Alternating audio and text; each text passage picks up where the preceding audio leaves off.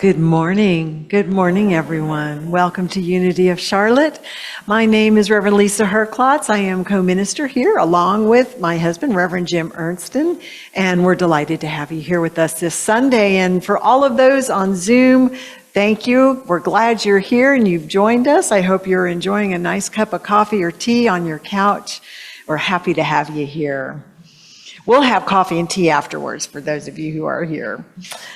I just want to do a quick thank you. Reverend Jim and I were out in Florida visiting family last Sunday. So thank you to our tech team, Yvonne and Alan, to Reverend Josette, and to Paulette, who did our platforming, and to all of those who help us with ushering, Gil and Brandon. Martin is our greeter extraordinaire. So just a round of applause, please. Thank you. It's just really wonderful to know that this community is in good hands. Now, to get started, we'd like to read our mission. Our mission statement is the reason why Unity of Charlotte is here. So please join me. Unity of Charlotte is the place where we nurture a deep and mature experience of God through the practice of unity principles. Simply put, we are here to love, grow, and serve. Thank you. Just want to check to see if there's anyone who's visiting us for the first time. If you wanted to gently raise your hands and just let us acknowledge you. Welcome. Nice to have you here. Please join us for fellowship afterwards. We'd love to get to know you.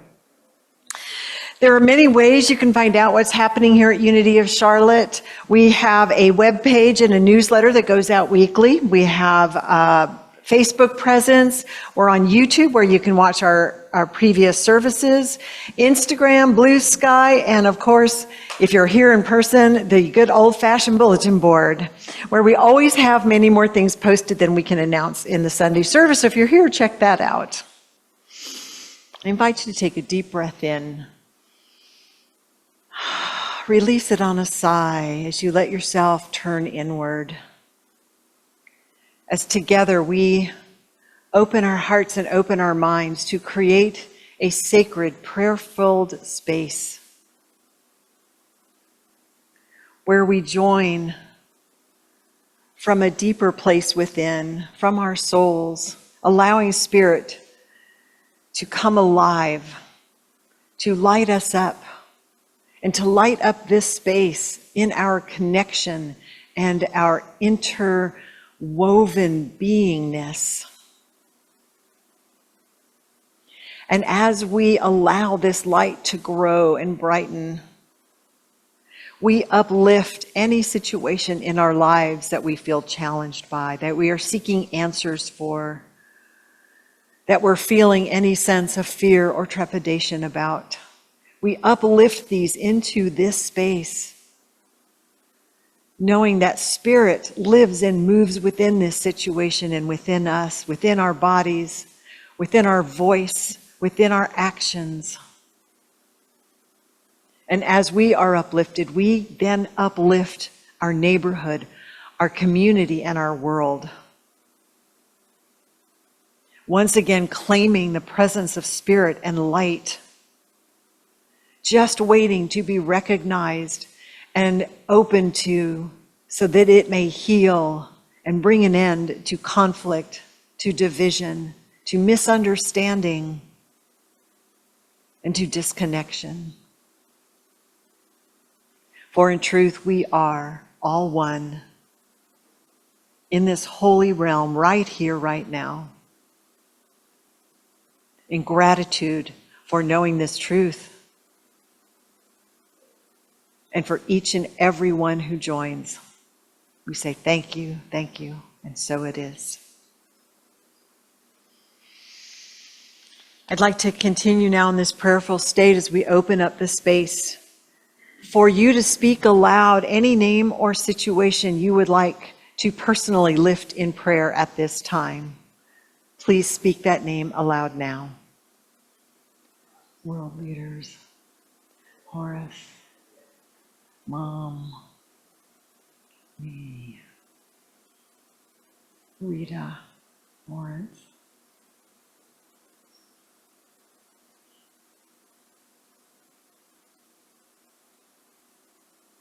As these names have been spoken into this sacred space, we know and claim the presence of Spirit already working in and through this situation to bring about the highest and the best. And so it is. Please join me in speaking aloud our unity prayer of oneness.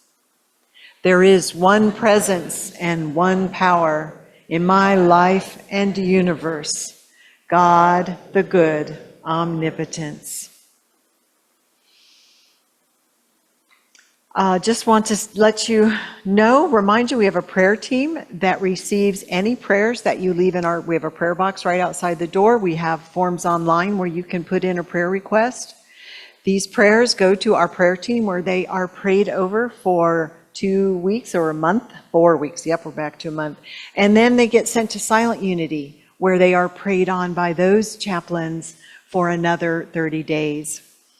And we always receive a letter, which I'm going to start to share from Unity, Silent Unity. When they receive those prayers, they send us a letter back that has a beautiful prayer that they say over them. So one of these days, I'm going to remember to bring it and share it with you. But if you are in need of prayer, know that help is here. You can always speak to Reverend Jim or myself, or leave a prayer request in that box, and know that whatever prayer request we get, it is always held in the strictest of confidence. And now I'd like to invite Paulette up to read our daily word. Good morning. Good morning. Today's daily word is gratitude. Gratitude is my heart's song. Gratitude is my heart's natural response when I think of the best life has to offer. But sometimes when I compare my circumstances with someone else's, or when I'm distracted by negative thoughts or challenging situations, my closed heart may feel resentment rather than gratitude. I let the first twinge of resentment remind me to return to gratitude. I pause, breathe, and remember the truth of my being, knowing I am a unique expression of God. I open my heart and realize again the divine presence that is always with me. I mindfully reconnect with the indwelling life, love, wisdom, understanding, and strength that have helped me grow through even the most challenging experience of my life. My heart sings with gratitude. I give thanks to you, O Lord, my God, with my whole heart. Psalms 86, verse 12. So this month we've talked about the topic of service, and today I want to look at that other side of the coin of service, and we're going to talk about the service of receiving today. So the service of receiving today. And when we hear the term service, what is the one word that we equate to that? So service, what is the one word that it reminds you of? Love? Giving?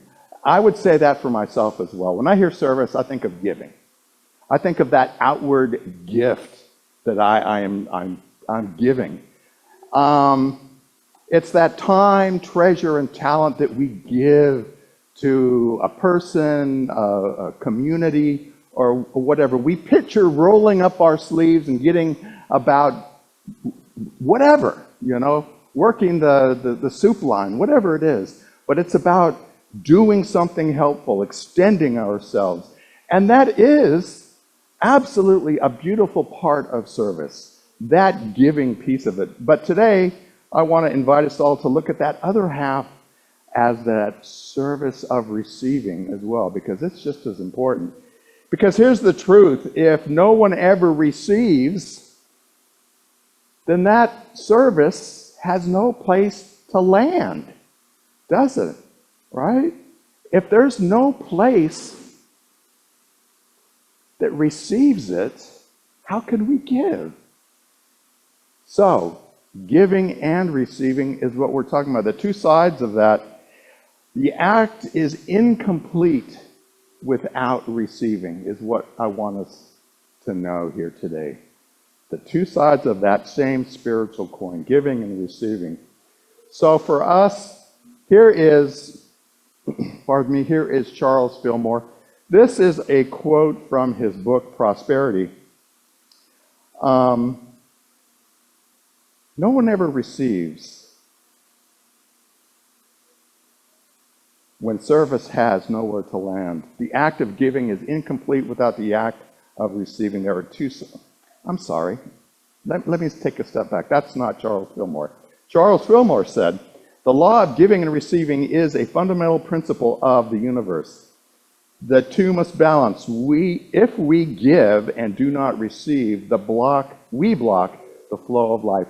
So there's a movement, there's a flow, there's a circulation even to this act of service that we have to recognize. And if we kink that hose, then that flow doesn't happen anymore. So there's that flow of life that we do not want to block as well. We know that when it comes to money or energy, we talk about that flow of abundance. And that principle is the same for service. Service is that circulation we're talking about, that giving, that receiving, that moving in harmony. That's what that circulation is all about. I wanted to illustrate this as well with nature. Does that look familiar to anybody?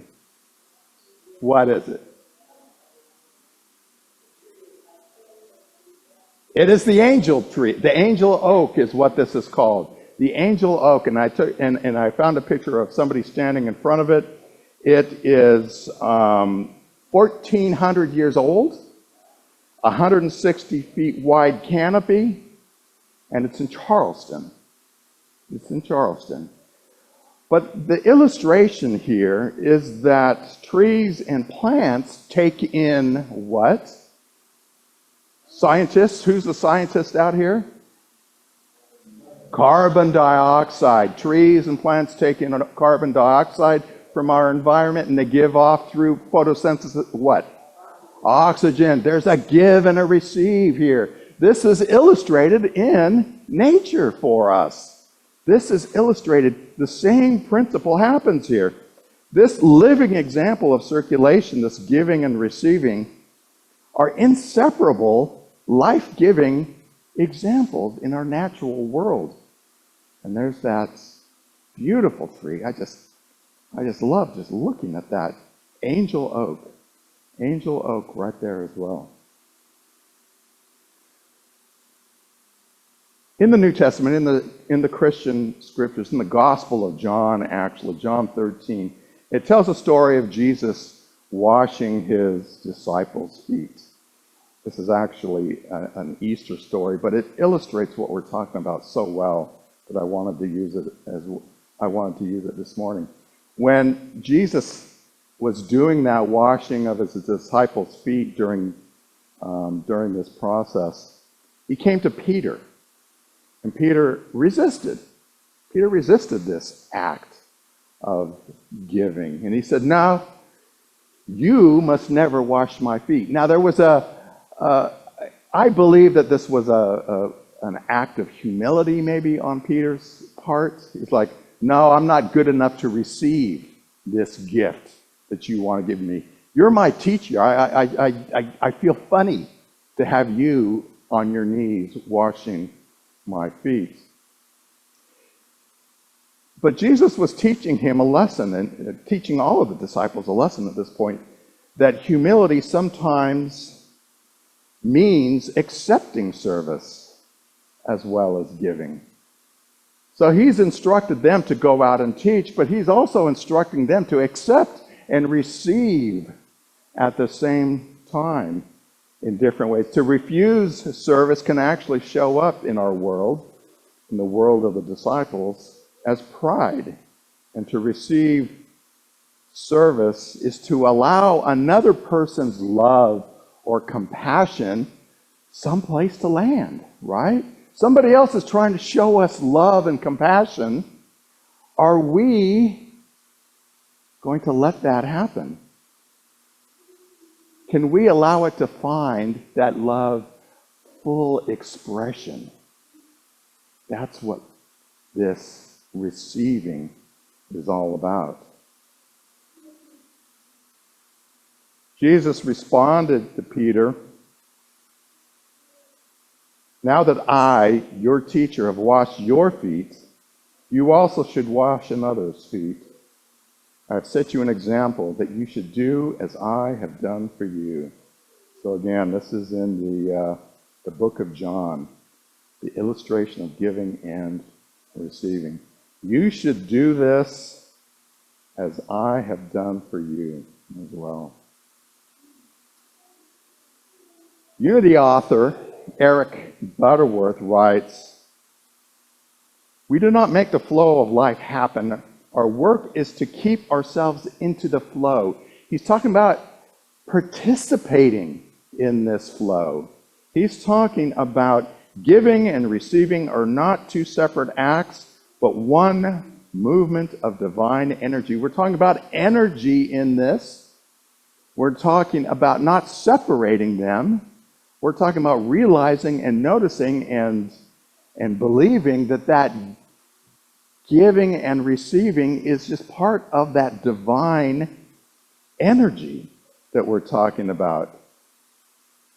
And when I resist receiving, I dam up that flow of energy as well. We stop that current. We break the circulation. So Eric Butterworth is telling us, live in that flow as well. So picture when a friend or someone you know, maybe you're going out to lunch, maybe it's something else. When a friend wants to, maybe our example is to help you carry in your groceries from the day, or to pay for a cup of coffee, or to pay for your lunch during the day. I know for me, how often have I said, "Oh, no, don't worry, you don't need to do that. Don't worry about that," right? But what if it's their soul's deepest desire at that moment to bless you? And by refusing, we block that flow. But by receiving graciously, we allow that love to circulate. We allow the love to circulate. So for me, it can simply be, well, thank you. And accept that cup of coffee, maybe from the person that was in the line at Starbucks ahead of me that paid for that cup of coffee. Just thank you. No explanation, no big story, just a quick thank you. That might be where we're at. Myrtle Fillmore, the co-founder of the Unity Movement, along with her husband Charles, who we heard from earlier, reminds us that life is a flow, that we receive what we may give, and we give what we may receive. This is the law of being. She's saying this is our being. This is our beingness. Giving and receiving is one of the definitions of us being here in the now, of us participating in the present moment, is this giving and receiving. And I can't help but think that she's telling us also that service is not just about the output of the service. And we've talked about it all month long. We've talked about the service, but it's not just about the output. It's about the staying in the flow, staying in the current. Sometimes the invitation is not to do more as we serve, but it's to let it be as well.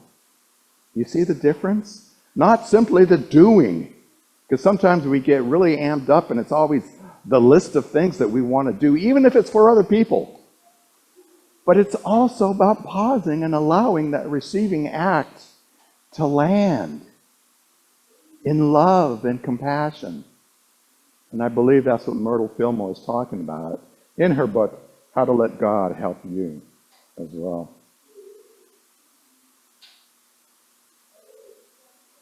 I couldn't find the author of this, but I love the quote so much I wanted to use it. There's an old saying, life only works in the rhythm of inhale and exhale. You can't hold your breath forever. Has anyone ever tried that experiment? Take an inhale. Take another inhale. Take another inhale. Okay, I'm starting to get a little dizzy, right? It's like, it doesn't work. There's an inhale, and then there's a release, there's an exhale. It's in and out. That's the flow of life. The inhale and the exhale. Service is like that too. Giving is that exhale, receiving is the inhale, and both pieces are a sacred act. You don't have to play that false humility. Both pieces are a sacred act. If we do all that inhale, or if we do all those exhales together, we end up collapsing on the floor. It doesn't work. We have to balance that out. It's only in that circulation that we truly live. So in that, I was looking for a graphic in my research this week. I was looking for a graphic. And in, the service, the receiving, so 2 arrows made sense to me. I was looking through all the different ways of looking at this. But then also I thought inhale, exhale, inhale, exhale. It was kind of static in this representation. Somebody's having fun. And so I went and found something that made a little bit more sense to me. It was a spiral. So you still have the inhale, the exhale, you still have the service, the giving, you still have the receiving, but each cycle goes a little bit larger, goes a little bit higher, includes more people and situations. It just gets bigger and better. It gets bigger, moving upward, ever enlarging. So I like the spiral when I looked at this as well. So, circulation. Positive and practical, we like to say the unity movement is. We like to say that Unity of Charlotte is, if nothing else, practical in our life approach. So how can we bring this idea of service as receiving practically into our lives? The first thing is to notice. Notice when you're about ready to say, oh, no thanks, I'm okay. No thanks, I don't need help. Simply notice. That's a simple one step. And then pause. Don't just move on. Pause and ask yourself, is this the opportunity for me to stay in the flow of receiving? Is this an opportunity? And then the third and last piece is simply receive with gratitude. Simply say thank you. And feel the joy along with the person that's giving that gift. Feel the gift along with that other person. So receive that as well. What's the if you were to give somebody the translation or the definition of namaste, shout it out, what would it be? Say again, Alan. As a bless you. What else? The God in me does what? Honors the God in you. There's a lot of different, you got to admit, there's a lot of different ways of looking at that. One of my favorites is the Spirit in me honors the Spirit in you. Okay, and it's usually accompanied by a bow and a mudra. Within unity, we might even tweak it a little bit. The divine in me sees the divine in you. Another perfectly acceptable translation in that. So we have kind of this idea of, within service and receiving as well, that we're seeing the divine in this other person as we serve them. That we're seeing the divine in that other person as we're receiving that. You see what I'm saying? By making this happen, we're seeing the divine in circulation of sorts. I see the divine in you. But what if, and this may be a challenge for some of us, this isn't good or bad, this isn't right or wrong, this is just different. What if we said, I see the divine as you? Do you see the difference in that? Do you see the difference in that? So, I see the divine in you affirms the divine present within each and every person that you come into contact with. Although, if we pause just a little bit and think about the divine, and I'm pointing up, which makes no sense because God is not up. I don't know where else to point. The divine in you. You see, I've kind of separated that oneness that we're after. We're after the oneness of the universe, of saying that divine it is in you, but it's not excluded anywhere else. So, although this deeper distinction of the person and the divine essence kind of shines through with that divine in you, and yet, I got to say that feels perfectly acceptable, that feels comfortable, and it's okay for some people. Saying the divine, I see the divine in you is perfect. So, I'm not criticizing it. Let me put it that way. I'm not criticizing. But I would like us to look at this other thing, this claim of identity with the divine. Because that's what we're doing. We're claiming our divinity here as saying, as you. That divinity as you. It resonates with unity teachings when we hear the idea that the Father and, the quote, the Father and I are one. This was a quote from Jesus that applies to all of us. The Father and I, God, the universe, divinity, and I are one. One with you and you and you and me, right?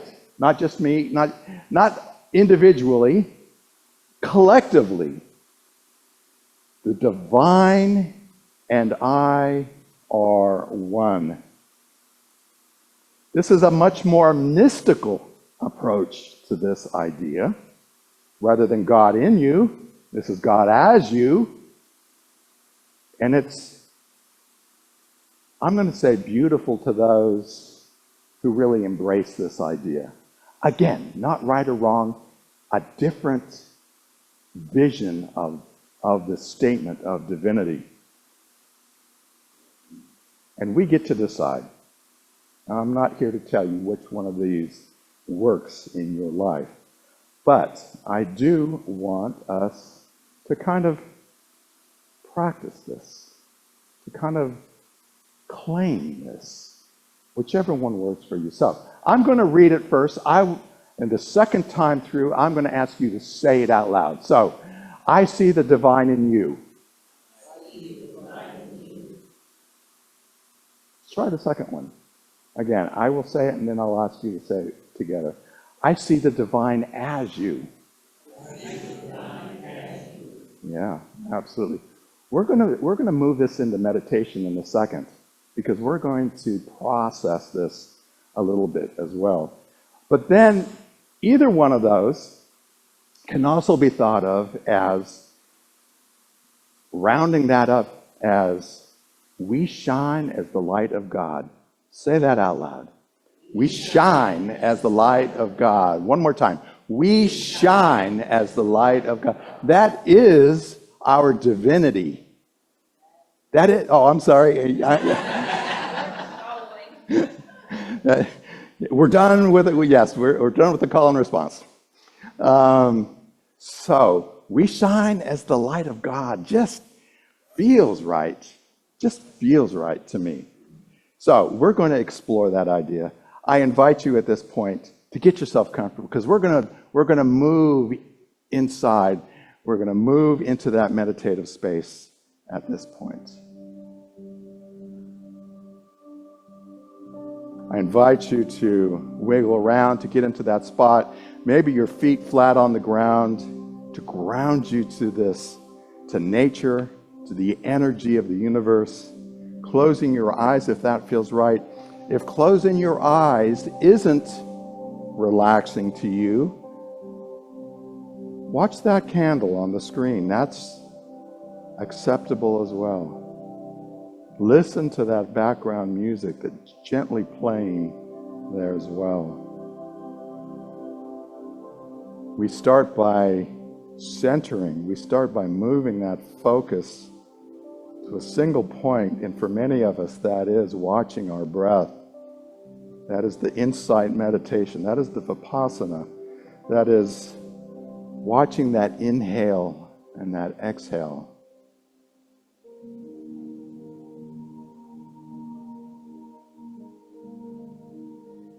We allow that breath to naturally deepen. We're not controlling the breath, but we're just watching it slowly move in and out.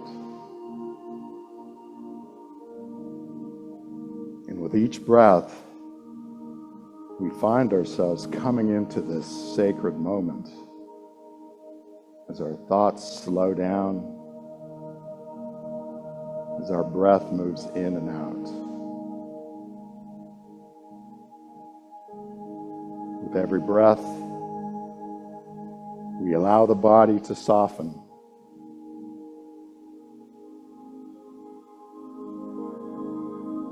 We notice that gentle rise and fall of the chest.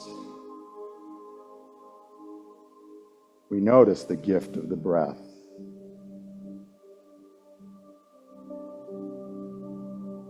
That breath that moves through you and as you.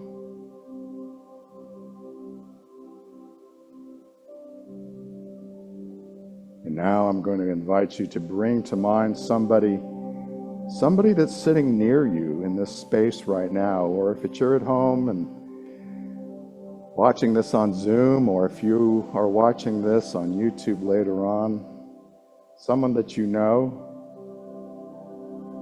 someone that you love, and simply see them in your mind's eye, not just as a person, not just that physical nature that's sitting next to you, but see them as a radiant being.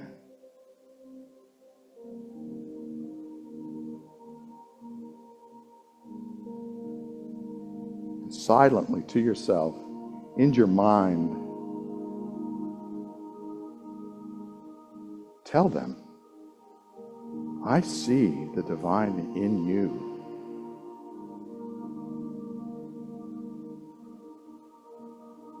Take another gentle breath and let that sink in.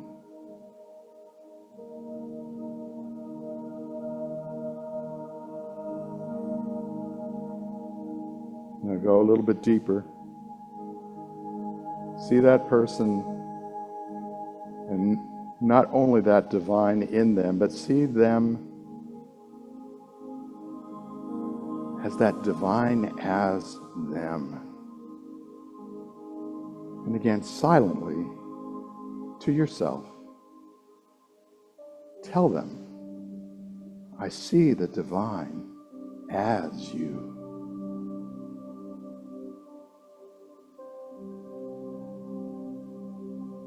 And pause a moment. Allow your heart to open and connect with that deepening idea as that awareness expands. Imagine every person here in this chapel, in this city, in this world. But maybe you first imagine that person that you had in your mind's eye, surrounded by a soft, warm light.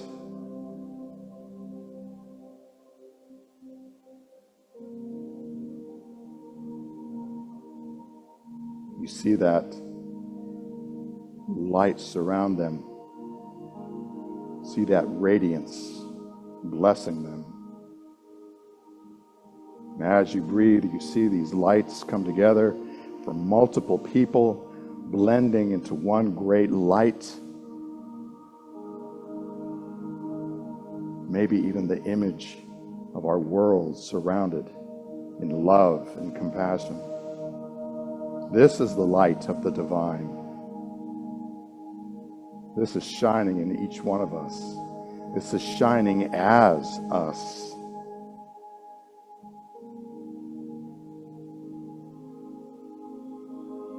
And again, silently to yourself, you might repeat, we shine as the light of the divine. We shine as the light of the divine.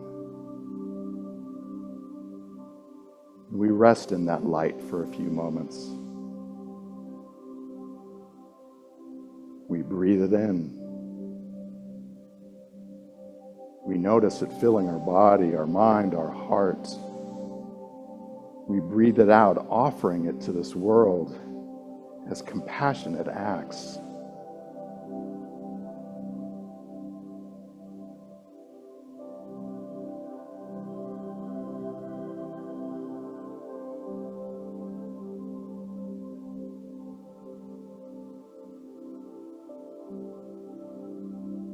And now we gently bring our awareness back into this room, feeling the support of your chair, the ground beneath you, maybe taking in a little bit of a breath, letting it out.